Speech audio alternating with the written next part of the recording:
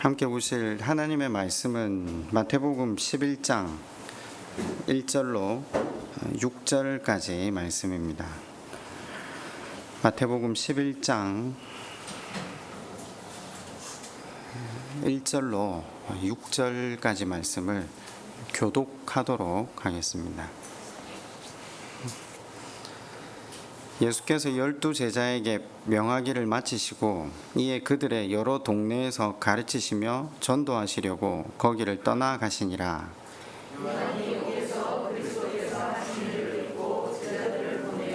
예수께 여짜오되 오실 그이가 당신이 오니까 우리가 다른 일을 기다리오리까.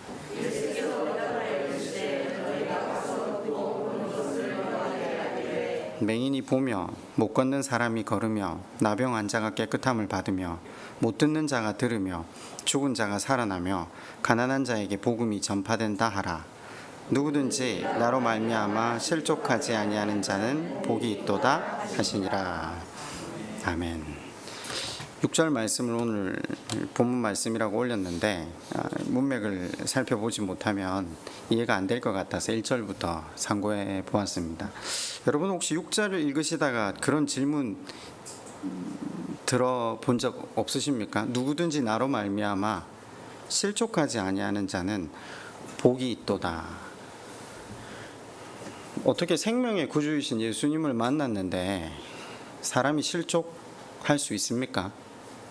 그런데 본문을 읽어보면 예수님이 지금 아시고 하시는 말씀이잖아요. 진정으로 나를 만났을 때 인간은 실족할 수밖에 없다라는 걸, 실족할 것을 아시고 주님의 그 마음을 깨달아 주님을 온전히 붙들고 그 손에 자신을 맡기는 자는 복이 있다라고 말씀을 하시는 거죠. 여러분 혹시 이 구절 밑에 뭐라고 적어 놓은 건 없습니까? 왜 주님을 만나면 실족하지? 제가 적어 놓은 질문이었거든요. 이게 무슨 말입니까? 여러분 시내가 교회 오셔서 말씀을 들으시면서 여러 번 실족하시지 않았습니까? 예수 믿으면 잘 되어야 된다. 더욱이 열심과 특심으로 하나님을 섬기면 문제는 사라지고 기쁨만 우리 가운데 넘치게 될 것이다. 근데 말씀 가운데 나아가면 나아갈수록 훤하게 드러나는 건 내 죄의 모습, 나아지는 모습이 아닌 변함없이 내 중심적인 모습. 그러니까 이런 모습으로는 복을 얻기는커녕 화를 면하기도 어렵다는 것을 더 대면하는 거죠.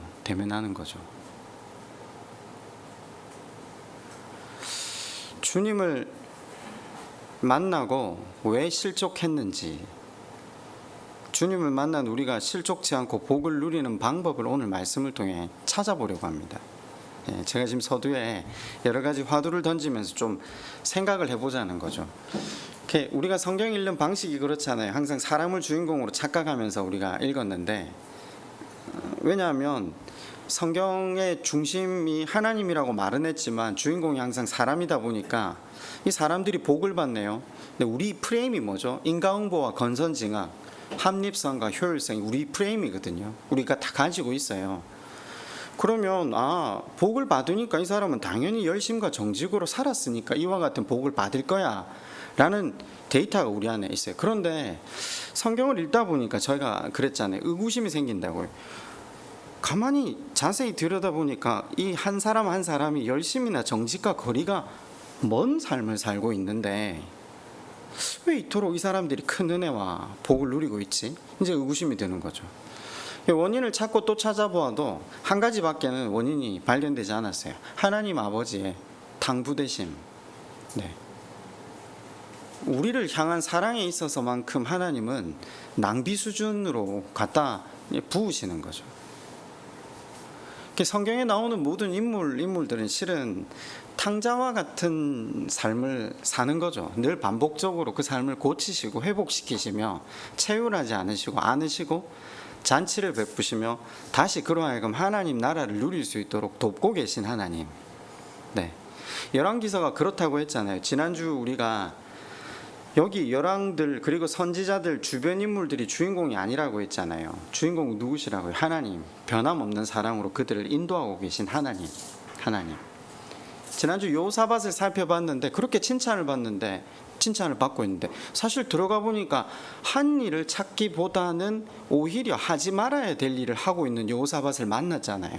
세상의 논리로 살고 있는 여호사밧. 그죠? 요즘 사무엘서 큐티를 하고 계시잖아요. 사무엘서 설교를 다 했는데 그때도 사실은 이 부분은 설교를 좀 제법 강하게 했었는데 큐티를 하면서 장점이 한 가지가 있더라고요. 그러니까 마치 어떤 주변 경관을 볼 때 자동차를 타고 지나가 버리면 주변 경관을 본 건 같지만 제대로 못 보는 경우가 있죠. 자전거를 타고 지나가면 좀 더 세밀하게 보고요. 걸어서 지나가면 온전하게 볼 수 있는 게 우리가 가지고 있는 어떤 시야잖아요. 근데 저희 집에 이제 5명이서 돌아가면서 성경 본문을 읽다 보니까 저나 집사람이나 고학년들은 좀 빠르게 읽는데 저희 집에 제일 밑에 저학년은 이 읽는 수준이 거의 뭐 이제 한자 떠듬는 수준인데 덕분에 이 성경 속을 잠시 이제 거의 느린 걸음으로 걷게 되죠. 그 덕분에 그 전에 보지 못했던 장면들이 눈에 갑자기 더 깊이 들어오더라고요. 사무엘서를 읽는데 이런 구절이 나옵니다. 8장 1절에 보니까 사무엘이 늙음에 그의 아들들을 이스라엘 사사로 삼으니 장자의 이름은 요엘이요 차자의 이름은 아비아라. 그들이 브엘세바의 사사가 되니라. 하나님 사사로 세우라 한 적이 없으시거든요. 사사를 세울 때 항상 하나님이 누군가를 사사로 세우라 말씀을 하세요. 누구보다 잘 알거든요, 사무엘이. 안 그래요? 이제까지 그걸 따라서 왔잖아요. 자기조차도 하나님 음성을 듣고 왔으니까. 그런데 자기가 세운 거예요. 그리고 곧 이어서 바로 3절은 그의 아들들이 자기 아버지의 행위를 따르지 아니하고 이익을 따라 뇌물을 받고 판결을 굽게 하니라. 이스라엘 모든 장로가 모여 라마에 있는 사무엘에게 나와 이제 따지는 거죠. 당신의 아들들은 당신의 행위를 따르지 않고 부정과 부패로 물들어 있고 그러니까 이제 우리에게 왕을 달라. 그러면 사무엘이 제일 먼저 해야 되는 행동이 뭡니까? 하나님한테 가서 이 백성들이 지금 왕을 달라 합니다. 이 패역한 백성들이 왕을 달라고 합니다. 이래 말을 해야 될 게 아니라 뭐부터 해야 됩니까? 자기 아들들 내려앉혀야죠. 그죠? 먼저 엘리 제사장, 바로 자기 앞에 제사장이 자기 아들들을 잘못 세우고 그 아들들을 내려앉히지 않은 이유 덕분에 그 집안이 전체가 망하고 이스라엘이 망하는 수준으로 갔었잖아요. 그걸 사무엘은 눈앞에서 봤거든요. 그로 인해서 사울 왕이 세워집니다. 그리고 얼마 지나지 않아서 사무엘을 이렇게 가만히 들여다보니까 정말 자신을 못 보고 있구나. 8장에서 이랬는데 12장에 가보면 이제 이스라엘과 블레셋이 붙은 거죠. 붙었는데 그때 이스라엘을 하나님 어떻게 표현하시냐면 이스라엘이 칼이 2자루밖에 없었다라는 걸 정확하게 표현해 주세요. 사울하고 요나단. 그 농기구 들고 싸운 거예요. 정상적인 싸움으로는 이길 수 없는 싸움을 하나님이 혼자서 싸우셔서 이기게 하셨거든요. 그런데 그 전쟁이 딱 끝나자마자 사무엘이 백성들 앞에 나서서 말을 하는 장면이 제가 옛날에는 이 장면이 이게 이렇게 뻔뻔스럽게 보이지 않았는데 이게 아가 떠듬떠듬 읽으니까 이게 보이더라고요. 뭐라고 하냐면 12장 2절에 이제 왕이 너희 앞에 출입하느니라. 보라 나는 늙어 머리가 희어졌고 내 아들들도 너희와 함께 있느니라. 내가 어려서부터 오늘까지 너희 앞에 출입하였거니와. 지금 자기 아들들을 내려앉혀도 한참 전에 내려앉혀야 돼요. 근데 계속 세워두는 거예요. 이게 말이 안 되는 행동을 하면서 뭐라고 하냐면 2장 11절에 이게 누가 전쟁에서 이기게 하셨죠? 여호와 하나님이 하셨거든요. 사사가 한 게 아니거든요. 여호와께서 여룻바알과 기드온이죠. 베단과 입다와 나 사무엘을 보내사 너희를 사방 원수의 손에서 건져내사 너희에게 안전하게 살게 하셨거늘. 지금 자기를 강조해야 될 때가 아니거든요. 지금 자기 아들들을 지금 옹호해야 될 때도 아니고요. 그래서 너희가 왕을 구해서 하나님 앞에 패역했다는 걸 다시 한번 지적하면서 그 유명한 구절이 나옵니다. 12장 23절에 나는 너희를 위하여 기도하기를 쉬는 죄를 여호와 앞에 결단코 범하지 아니하고 선하고 의로운 길을 너희에게 가르칠 것인즉. 지금 백성들한테 선하고 의로운 길을 가르칠 게 아니라 자기 아들들을 그만두게 해야 된다니까요. 직무를. 아니, 이게 안 보이십니까? 너무 뻔뻔스러운 거예요. 이 사단이 왜 났죠? 자기 아들들 때문에 난 거예요. 그리고 그 일로 인해서 여기까지 모든 일들이 진행되었거든요. 기도할 때가 아니라 더 이상 교회가 부정과 부패로 어지럽혀지지 않도록 정돈할 수 있는 건 자기밖에. 그 두 아들 못 내려앉혀요. 아무도. 끝까지 가거든요. 뭐가 죄인 줄 전혀 핀트를 잡지 못하고 걸어가고 있어요. 그런데 중요한 건 뭐죠? 그런데 그의 말이 하나도 땅에 떨어지지 않게 하나님이 역사하셨더라. 우린 그것만 보잖아요. 그럼 어떻게, 우리 프레임은 어떻게 돌아가죠? 잘했으니까. 그죠? 앞에 읽었던 것들을, 국어를 읽었는데 싹 다 무시하고 덮어버리고 다시 지나가는 거죠. 여러분, 이게 사무엘에게서만 일어나는 게 아니잖아요. 지금 그게 아브라함에게도 일어났고, 이삭에게도 일어났고, 야곱에게도 일어났고, 요셉에게도 일어났고, 모세에게도 일어났고, 다윗에게도 일어났고, 계속 앞에서 살폈잖아요. 한 사람 한 사람이 자랑할 게 하나 있습니까? 자랑할 거 없습니다. 그냥 인생 자체가 사실은 수치와 오욕입니다. 근데 하나님은 수치와 오욕으로 그들을 평가하시지 않으시고 하나님을 바라보는 인생들을 높여주시고 존귀케 해버리십니다. 잔치를 베푸신 거죠. 손에 금가락지를 끼우고 다시 그 아들을 회복시키시고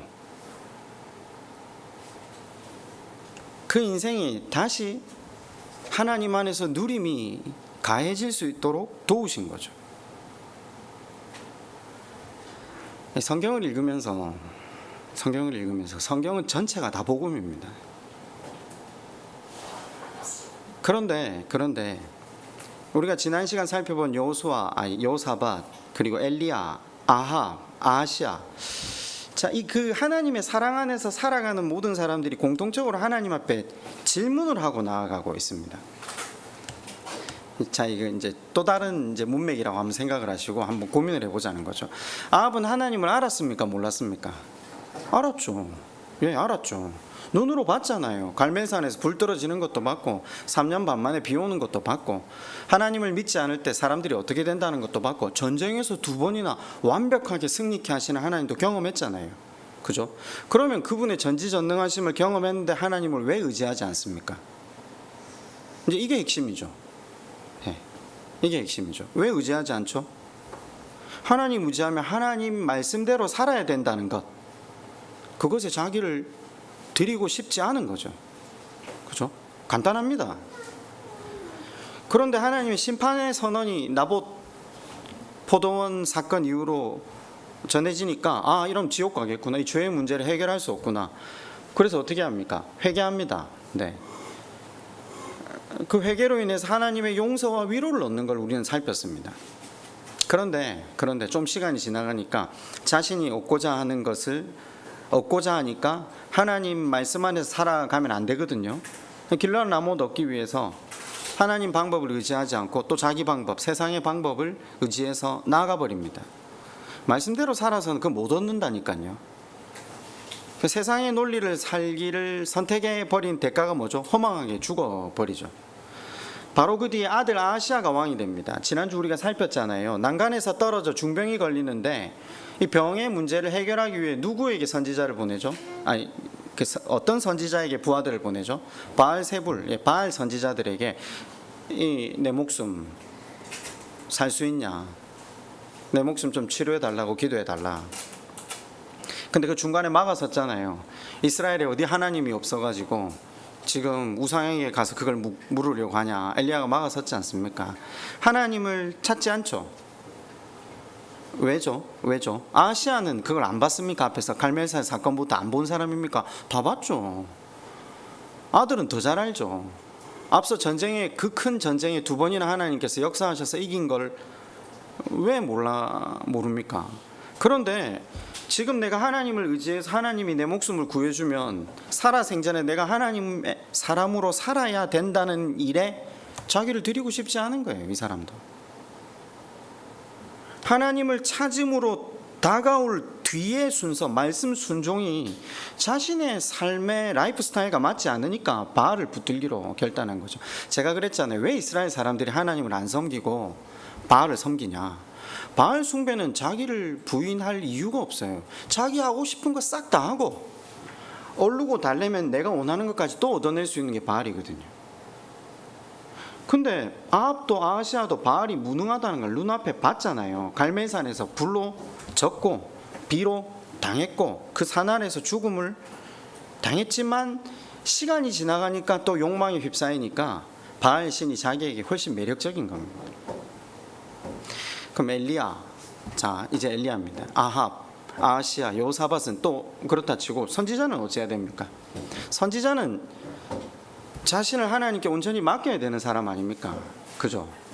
근데 이분이 지금 하나님 앞에 온전히 자기를 맡겼습니까? 어쨌죠? 갈멜산에서 그리고 그 이후에도 자기는 할 만큼 했거든요. 그런데 하나님의 능력이 도무지 능력이 되지 못해서 아합이나 아하시아를 돌아서게 하지 못합니다. 오히려 하나님의 종인 자기의 삶을 위협하잖아요. 둘러싸고 있는 이스라엘 백성들 변했습니까? 아니요. 이 사람들 여전히 바알 섬깁니다. 누구 하나 하나님 섬기기를 작정하는 사람 안 나옵니다. 그러니까 뭐라고 하죠? 하나님 이스라엘 나만 남았다고. 나만 남았다. 이게 여러분 전류입니다.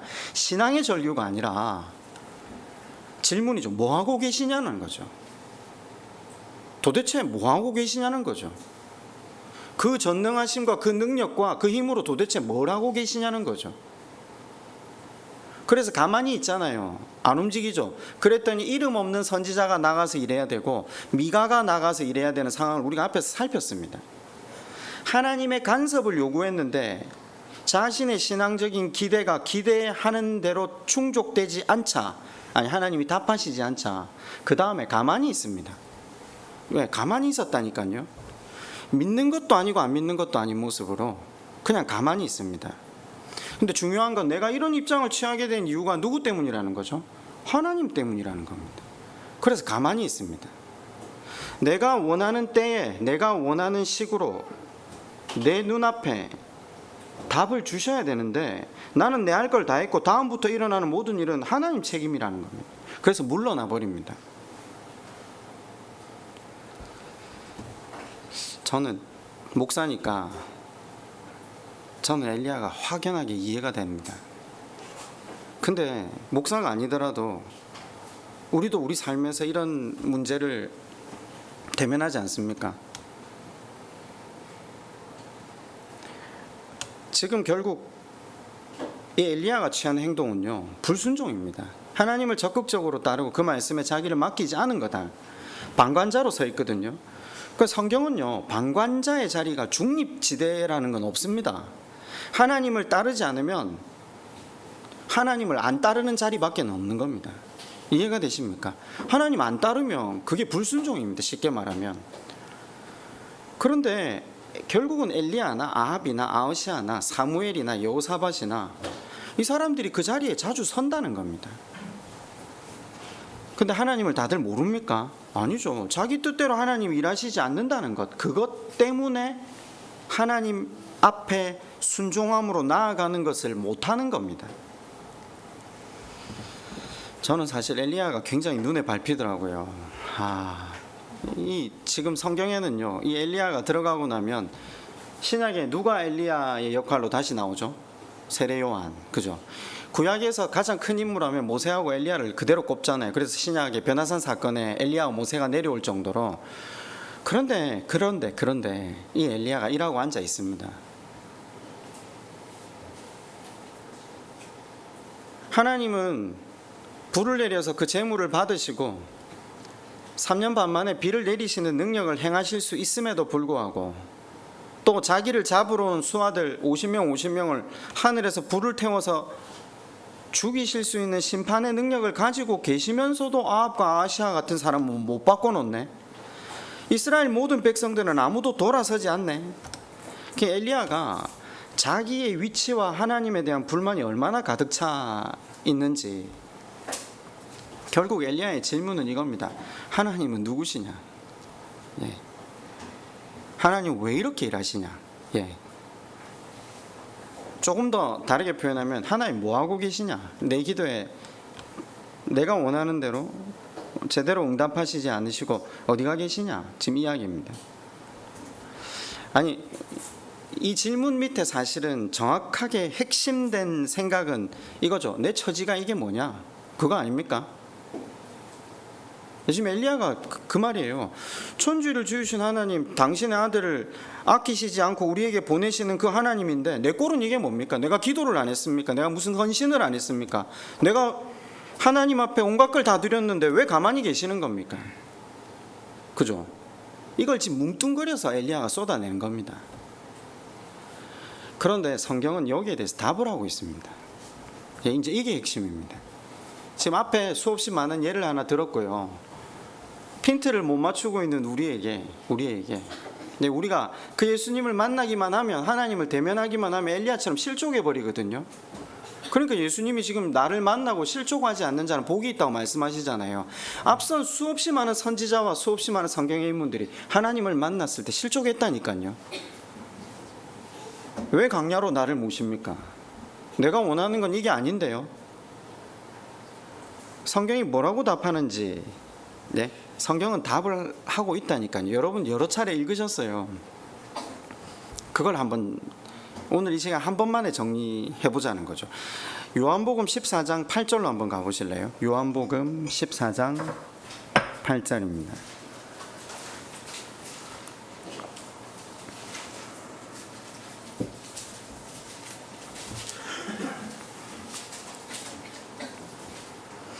빌립이 이르되 주여 아버지를 우리에게 보여주옵소서. 그리하면 족하겠나이다. 지금 방금 엘리야가 한 질문하고 똑같은 거예요. 하나님 어디 계시냐? 하나님 뭐 하시냐? 똑같은 거예요. 하나님 보여주옵소서. 이게 무슨 뜻입니까? 빌립이 한 질문. 하나님 여기 계시는 거 맞습니까? 우리는 하나님을 섬기는 백성들인데 왜 로마의 압제 속에서 이렇게 비참한 인생을 살아야 됩니까? 하나님 우리의 기도를 듣고 계시는 거 맞습니까? 아버지를 좀 보여주십시오. 그러니까 예수님 뭐라고 대답하세요? 14장 9절에 이렇게 말합니다. 제가 공동번역으로 한번 읽어드릴게요. 예수님께서 이렇게 대답하셨다. 빌립아 들어라. 내가 이토록 오랫동안 너희와 같이 지냈는데 너는 나를 모른다는 말이냐? 나를 보았으면 곧 내 아버지를 본 것이다. 그런데도 아버지를 뵙게 해달라니 무슨 말이냐? 이런 거죠. 하나님 어디 계십니까? 하니까 이렇게 오래 같이 있었는데 지금 무슨 말이냐? 예수님의 이 대답이 여러분 마음에 지금 이해가 되십니까? 지금 무슨 말이냐면 이런 말입니다. 나는 네 옆에 있었고 너를 지키고 있고 네 기도에 응답하고 있고 네가 구하지 않은 것조차 네게 채우려고 일하고 있고 너에게 하나님 나라가 이루어지기 위해 내 열심으로 내 삶 전체를 너에게 묻고 너와 함께 걷고 있다. 지금 이야기거든요. 나를 본 자는 아버지를 보았거든 어찌하여 아버지를 보이려 하느냐? 근데 사실 이게 우리 마음에 확 안 와닿죠. 똑같은 질문을 찾아보면 조금 더 와닿습니다. 마태복음 11장 2절로 한번 가보실래요? 구약에 엘리야가 있었다면 신약에 그 엘리야를 대변해서 온 세례 요한이 하는 질문이 마태복음 11장 2절, 우리가 오늘 읽은 본문입니다. 요한이 옥에서 그리스도께서 하신 일을 듣고 제자들을 보내요. 하신 일을 들었으면 제자들을 보낼 이유가 없잖아요. 근데 실족했기 때문에 보낸 겁니다. 메시아라면 이렇게 일하시면 안 된다는 겁니다. 그러니까 메시아가 아니라고 생각을 한 겁니다. 예수께 여짜오되 오실 그이가 당신이 오시니까 우리가 다른 일을 기다리오리까. 표면적인 질문은 예의가 바른데 핵심을 짚으면 질문이 뭡니까? 당신 하나님 맞습니까? 이 말이 되잖아요. 하나님 맞다면 어떻게 이렇게 일할 수 있습니까? 지금 그 말이죠. 그랬더니 예수님이 이제 뭐라고 대답하시죠? 너희가 가서 듣고 보는 것을 요한에게 알리되 5절입니다. 맹인이 보며 못 걷는 사람이 걸으며 나병 환자가 깨끗함을 받으며 못 듣는 자가 들으며 죽은 자가 살아나며 가난한 자에게 복음이 전파된다 하라. 맞다. 내가 하나님이다. 성육신한 하나님이다. 내가 메시아고 너희를 구원하러 온 자다. 자, 그러면서 6절이 나오죠. 누구든지 나로 말미암아 실족하지 아니하는 자는 복이 있도다. 아까도 그랬죠. 주님을 만나는데 실족하는 게 가당키나 합니까? 말이 안 되잖아요. 근데 지금 주님이 하시는 말씀을 보면 만나면 실족을 하니까 지금 실족하지 말라고 이야기하잖아요. 무슨 말입니까? 우리 프레임이 인과응보, 권선징악, 합리성과 효율성, 열심과 특심, 그걸 하나님 앞에 드리기만 하면 더 잘 살고 더 행복해질 것이라는, 더 나은 내일을 맞이할 것이라는, 예수 믿으면 잘 되고 자녀들 잘 되고 이 땅의 삶이 더 풍성해질 것이라는 것이 목적인 사람들은 주님을 만나면 제대로 실족한다는 겁니다. 주님은 세상의 가치로 점철되어 있는 우리에게 다른 가치로 다가오신다라는 거죠.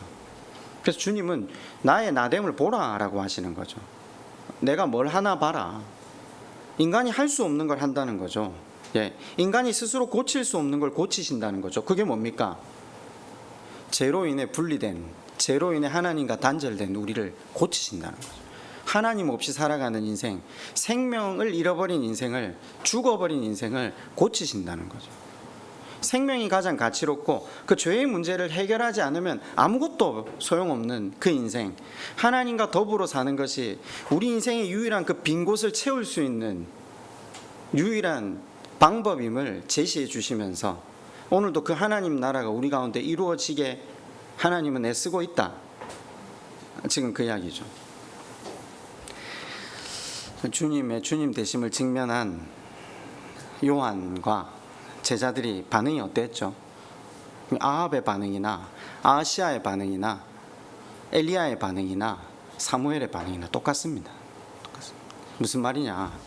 주님이 가장 가치롭다 하시는 이 가치가 우리한테는 가치롭지 않다는 겁니다. 쉽게 말해서 우리 돈이 낮고요, 성공이 낮고, 내일의 안정이 낮고, 우리가 드러나는 것이 낮고, 우리가 돋보이는 것이 낫고, 우리가 인정받는 것이 낫고, 우리가 성공하는 것이 더 낫는 거죠. 생명과 진리가 더해지거나, 그 죽은 자로 하여금 죽은 자를 장사 지내라고 했잖아요. 산자 같으나 죽은 자 같은 너희의 일상을 치장하는 일을 그만하라 했는데 우리는 그 일에 관심이 훨씬 많은 거죠.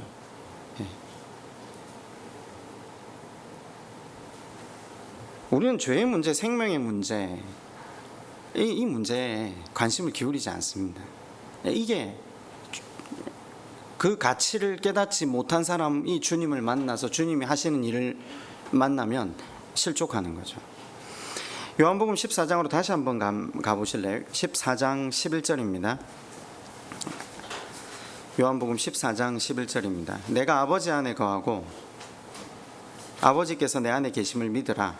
그렇지 못하겠거든 행하는 그 일로 말미암아 나를 믿으라. 요한복음 14장 12절입니다.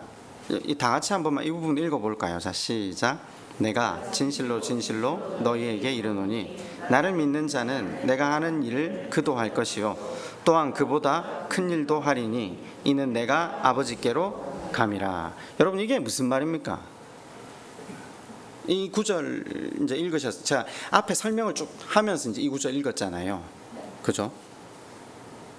그러면 이 구절이 왜 얼마 전에 지금 또 출소된 JMS 그분 교주 같은 경우는 그 자기가 뭐 이렇게 손댔던 손수건 뭐 물 뭐 이런 거 다 그 교회 매점에서 판다더라고요. 그 갖다 대면 병 낫고, 그거 하면 저게 집 잘 되고 이런다고 그거 다 팔아요.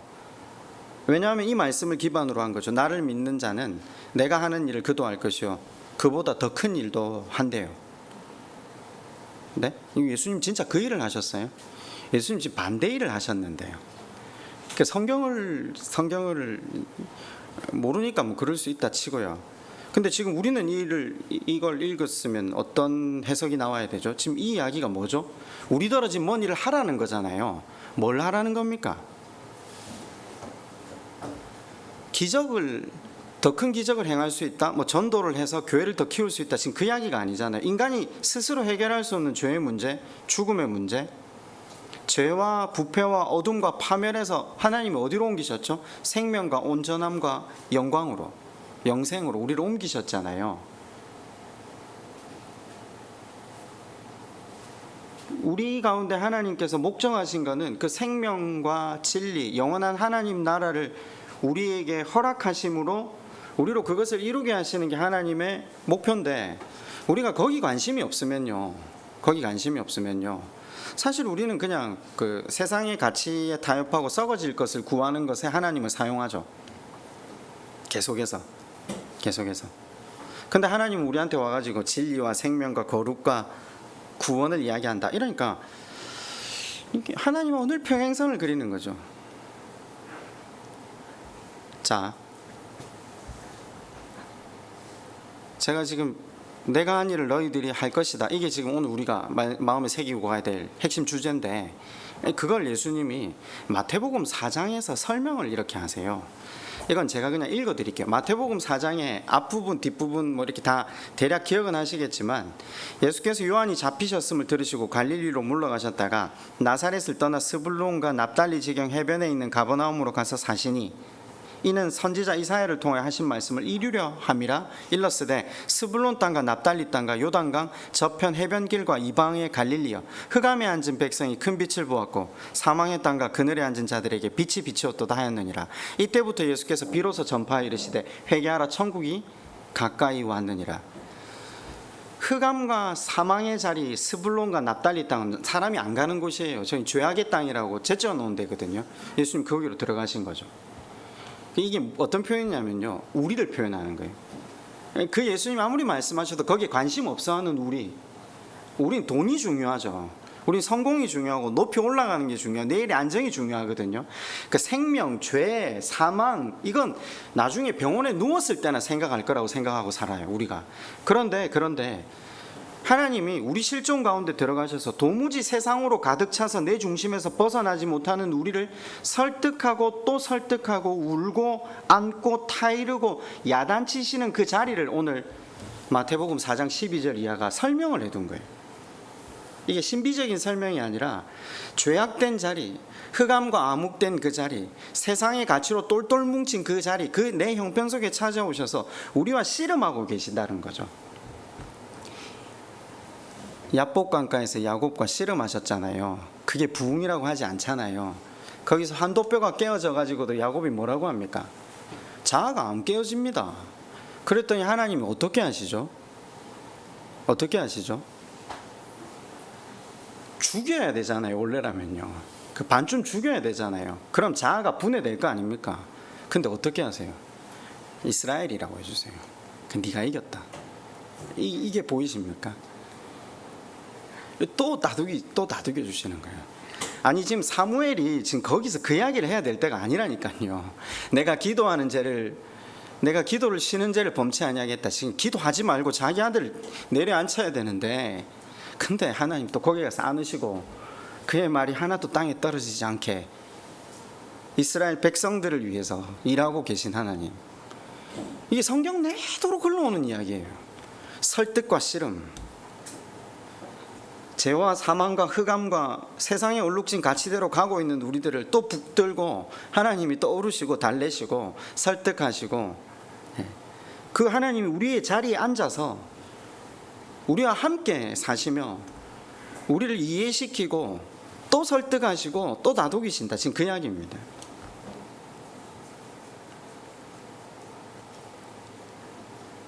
그래서 그 하나님의 사랑을 언젠가 깨닫기만 하면 이제 이게 핵심이죠. 그 하나님이 베푸신 그 영광과 생명, 그 자리로 나아가게 하는 그 일을, 나를 믿는 자는 내가 행한 일을 행할 것이다. 지금 그 이야기입니다. 내가 아버지 안에 거하고 아버지께서 내 안에 계심을 믿으라. 그렇지 못하겠거든 행하는 그 일로 말미암아 나를 믿으라. 요한복음 14장 12절입니다. 아까 읽었던 내가 진실로 너에게 이르노니 나를 믿는 자는 내가 하는 일을 그도 할 것이요 또한 그보다 큰 일도 하리니 이는 내가 아버지께로 감이라. 예수님께서 뭘 하셨다고요? 나를 구원하시기 위해서 세상에 젖고 세상 논리와 세상 프레임에 갇혀서 죄와 사망, 흑암의 문제는 보지도 못하고 돈만, 성공만, 내일의 안정만 보고 사는 이 인생을 생명이, 영원한 하나님 나라가 참된 가치라는 걸 설득하고 또 설득하고 또 설득하고 우리 삶에 자신을 묶으셔서 자신을 죽이셔서 그 주님이 나보고 오라 하지 않으시고 내 삶의 현장에 들어오셔서 스불론과 납달리 땅으로 들어오셔서 나를 그 말씀에 동념해시고 하나님과 분리될 수 없는 사람으로 만드셨다. 지금 그 이야기입니다. 그래서 하나님 그 큰 은혜가 우리 가운데 흘러 들어갈 수밖에 없게끔 우리를 인도하시겠다. 그러면서 하나님께서 오늘 우리에게 이렇게 말씀하시는 겁니다. 너희도 흑암과 사망의 자리에 앉아있는 사람에게 가라는 겁니다. 아버지께서 찾아가고 싶은 그 심령을 가진 그 자에게 가서 나를 묻고 예수님이 나에게 묶여주신 것처럼 나와 그 이웃을 묶음으로 하나님과 그를 묻게 하라고 우리 가운데 이 명령을 하고 계시는 거죠.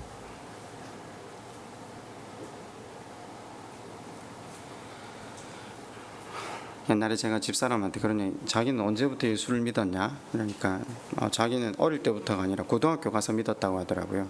어떻게 해서 교회를 다니게 됐어? 그러니까 자기가 너무 삶이 고달프고 고통스러웠는데 누가 교회 좀 자기 보고 가자 하면 좋겠다는 마음이 있었는데 자기 친구가 자기한테 교회를 가자고 전도를 했다고 하더라고요. 그래서 교회를 나가게 되었고 하나님의 은혜 가운데 들어오게 됐다 이야기를 하던데 우리 보고 그걸 하라는 겁니다. 우리한테 주어진 사명은 큰 사명이 없습니다. 하나님께서 여전히 우리 가운데 들어오셔서 우리와 묶어주신 거죠. 우리 항복 안 합니다. 우리 부인 안 합니다. 우리 그대로 갑니다. 제가 박영선 목사님 설교를 자주 인용하는데 박영선 목사님 좀 강하게 이야기하시더라고요. 일단 병원에 누우면 나중에 그때쯤 인정할 거랍니다. 장기간 누워지면 누워있는 시간이 길면 길수록 그때는 인정할 거라고 합니다. 저는 그렇게 살고 싶지는 않고요. 저는 말씀 안에서 그렇잖아요. 현실에 만족한 사람들 없거든요. 그러니까 기도의 자리에도 안 나오고 예배의 자리에도 안 나오고 감사도 잘 안 하고 그잖아요. 근데 주님은 외면할 수 없으니까 일단 굉장히 불만스러운 얼굴로 예배는 나오거든요. 안 나올 수 없는. 그런데 하나님은 그런 우리를 붙들고 계시고 말씀을 우리에게 묶으셔서 우리를 구원해 내시겠다고 작정하시고 우리 가운데 일하고 계신다는 거죠. 그 덕분에 끌려가는 겁니다. 기억할 것은 매 순간 짜증 한번 안 내시고 우리 인생을 위해서 일하고 계신 그분, 영원한 하나님 나라가 이 땅에 어떤 것과도 비교가 안 되는데도 그걸 붙들고 있는 우리 자신을 설득하고 또 안고 하나님 나라가 가장 귀하고 보배롭다는 것을 이해시키기 위해 끊임없이 우리를 자신과 묶고 계신 그 하나님의 은혜로 우리가 오늘도 걸어가는 겁니다. 우리 한번 기도할까요?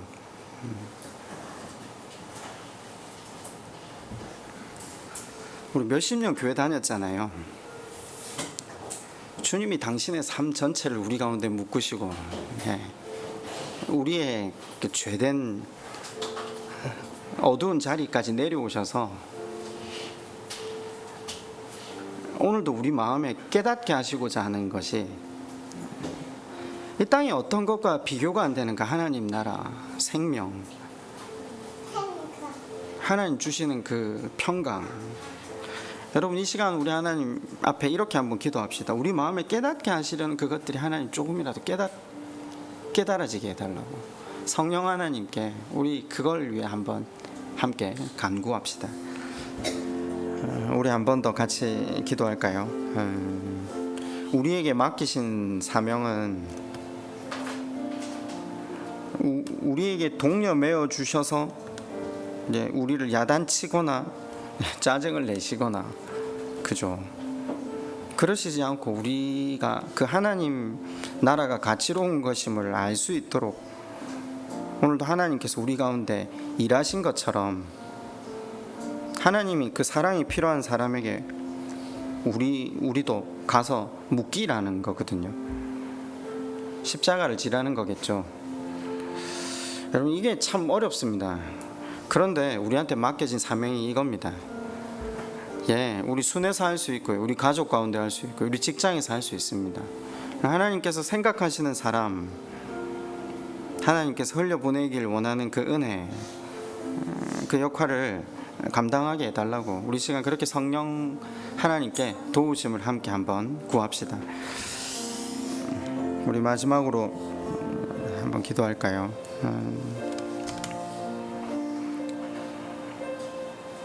다음 세대를 위해서 이 시간 한번 기도했으면 좋겠습니다. 특별히 교회 다음 세대들을 위해서 저들이 하나님 마음을 깨닫기까지 시간이 많이 걸릴 건 뻔하잖아요. 지금 못 깨닫거든요. 우리가 좀 기다려 줄 수 있는, 교회가 그 역할들을 좀 감당해 줄 수 있는, 또 우리 자녀들이 그 하나님 만날 때까지 우리가 그 역할을 그들에게 잘 묶여서 할 수 있도록 다음 세대를 위해서 기도하시고, 또 각자 기도의 제목을 가지고 하나님 앞에 기도하시고 자유롭게 돌아가셨으면 좋겠습니다. 기도하겠습니다.